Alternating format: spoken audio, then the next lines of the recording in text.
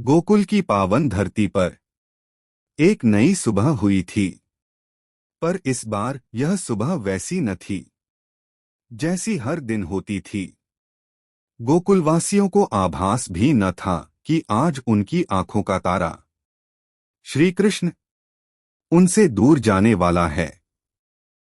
मथुरा से भेजे गए अक्रूर रथ पर सवार हो गोकुल पहुंचे थे, पर वे कोई सामान्य दूत नहीं थे। वे स्वयं श्री कृष्ण के परम भक्त थे। उनका हृदय द्वंद्व में था।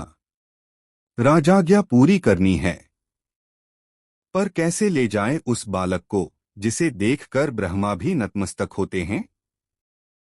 जब श्री कृष्ण और बलराम रथ पर चढ़े, यशोदा मैया के आंसू थम ही नहीं रहे थे।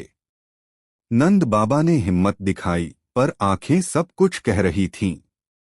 गोकुल की गलियां जैसे मौन हो गई थीं। कृष्ण जा रहे थे, पर हृदय तो यहीं छोड़ते जा रहे थे। रास्ते में अक्रूर ने रथ रोका। यमुना में स्नान करने उतरे, पर जैसे ही उन्होंने डुबकी लगाई, उनकी आंखें ठिठक गईं, जैसे यमुना के जल में कोई दिव्य दृश्य उतर आया हो। यमुना के जल में उन्हें श्री कृष्ण का विराट रूप दिखाई दिया। सहस्त्रों सूर्य जैसा तेज, चार भुजाओं में शंख, चक्र, गदा, पद्म। वही बालक, वही रथारूढ़ किशोर, परंतु यहाँ वह स्वयं परब्रह्म रूप में प्रकट था। अक्रूर की आंखों से अश्रुधारा बह निकली। जैसे ही रथ मथुरा पहुंचा, नगरवासियों की भीड़ उमड़ पड़ी। वसुदेव का पुत्र कृष्ण आ गया। हर आंख में श्रद्धा, हर हृदय में भक्ति। नगर की गलियां जैसे रोशन हो उठीं।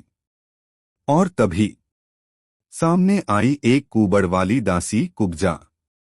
वो चंदन लिए खड़ी थी। कांपती आवाज में बोली, प्रभु, ये आपके लिए।